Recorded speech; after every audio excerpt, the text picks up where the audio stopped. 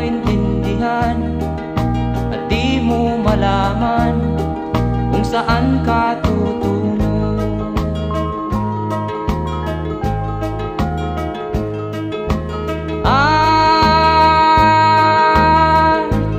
Kung nakamit mo na ang pangarap, di pa rin masiyahan, ang nais mo'y madagdagan, limot mo na ang iyong pinagmulan.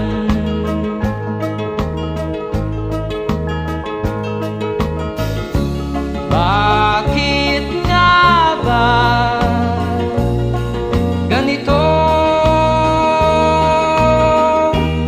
Ang tao'y walang kasiyahan.